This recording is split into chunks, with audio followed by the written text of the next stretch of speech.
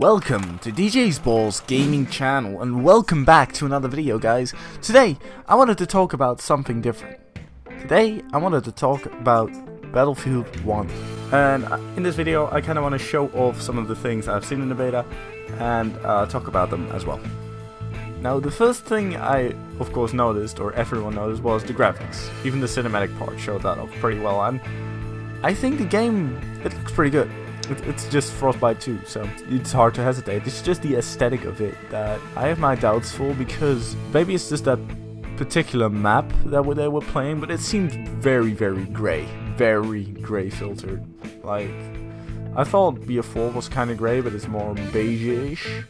But this is really black and grey, and while it wasn't a happy time, I mean, BF3 had that blue filter, which most people hated, but BF4 had a really light beige-ish filter that I actually really liked. So, not sure how that is going to work out. I like how the game is looking. It looks amazing. It's just, I feel like they should make it just a bit brighter. Now, the next thing I want to talk about was the classes, because it just seemed that you had your default assault, engineer, support, and sniper, or recon, if you will. But I didn't notice much differences, except of course there's World War I weapons, so everything is just made a little bit more to cater to that. But the biggest difference I noticed was that the engineer is more of a demolitionist / grenadier, because I didn't notice a repair tool. Maybe it's there, maybe I just missed it, but what I did notice was a sort of stationary grenade or rocket launcher, which you bipod first and then you can shoot it off, and it does explosion damage. And as well, I noticed that there were anti-tank grenades, which is kind of to cater to that you can still do damage to tanks while not stationary, because you just have to sit still. You're basically a sitting duck for a tank.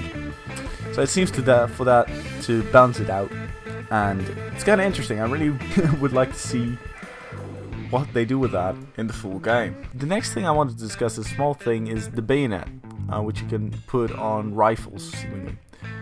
It's just a weapon that can make you charge towards your enemy fast, but so far it doesn't seem to be able to stop, so you either have to kill your enemy or just finish the entire charge, or maybe you run into a wall or something.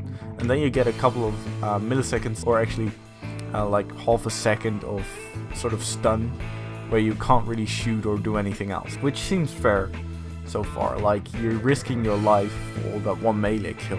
Maybe you can actually use it to like charge to an objective faster or something like that. So I'm interested in seeing that.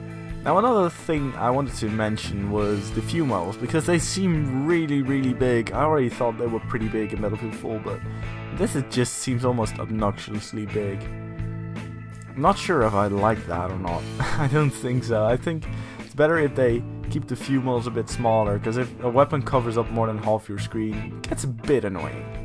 Next point I wanted to make was the time to kill, because while I'm not really sure, I can speculate a couple of things about the time to kill. It seems to be slower than previous Battlefield titles, mostly because weapons fire slower, I think. At least I haven't really counted the rounds, but I'm guessing the rate of fire is going to be pretty low, which could change a lot in the gameplay. Now, they seem to have sort of a new formula with tanks, as it is, you have a heavy armor vehicle, as you see right now, which just seems like to have a small gun, and more of an offensive tank as well, which you can see in this footage. It seems to be comparable stuff at either the Amtrak or the LAV and the just heavy armor tank. But that also seems to be a very light little tank in the game.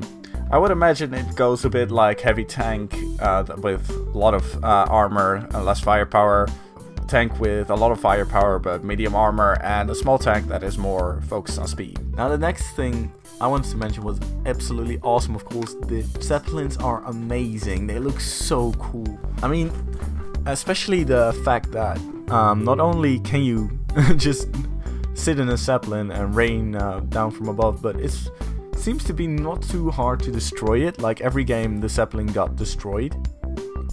It seemed as well that crashes down like Levolution, but instead of it being a static set piece, just something changing about the map that always is the same, it seems to dynamically fall or wherever it's shot down. So it can land anywhere, which I think is a very, very cool idea. And I'm hoping they'll implement this right and it doesn't cost too many frames as well. But I'm really excited to see more of that, and I'm looking forward to seeing that on other maps as well, like dynamic levolution. Seems like really something next gen and something I want to play with. A little pet peeve I have as well with this game is that administrator voice. I'm just gonna call it the administrator because I know it like that from Team Fortress. But it's a voice just shouting over it.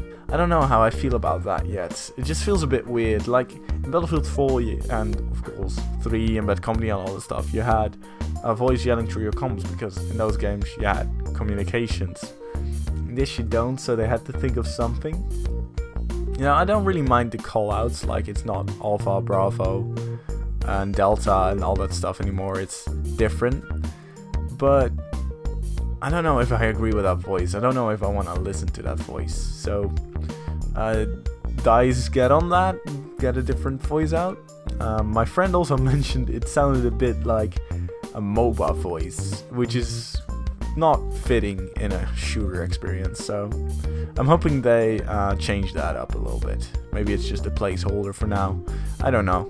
Let's hope. Another thing I wanted to mention real quick was the healing mechanic in this game. I just wanted to talk about how quickly I saw someone heal. Someone threw a health pack on the ground and he just like healed almost instantly from 37 to 100 HP in like 2 seconds. Which I think is maybe a bit overpowered. Maybe they should nerf that a little bit. As well, I maybe need to mention the weather effects, because they seem to be dynamic and kind of random. So it can suddenly be raining, suddenly it can be misty, suddenly it can be sunny, whatever.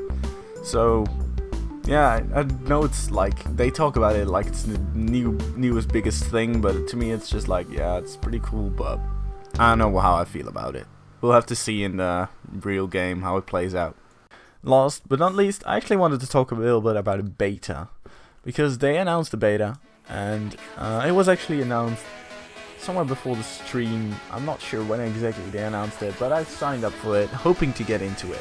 I'm really interested in seeing how exactly they're going to handle this beta, and I'm hoping that a lot of people can get in, because I'm really looking forward to being able to play this game, and I actually really want to now. I actually was not that excited before the stream, but now I really am to see in the whole announcement and trailer and the stream, I guess. The gameplay stream. So I hope you enjoyed this video, of course, and I hope it had any help with figuring out what Battlefield 1 is going to be like, and maybe it start up to some discussions. It's going to be great, and I hope to see you guys later. So have a good one and goodbye.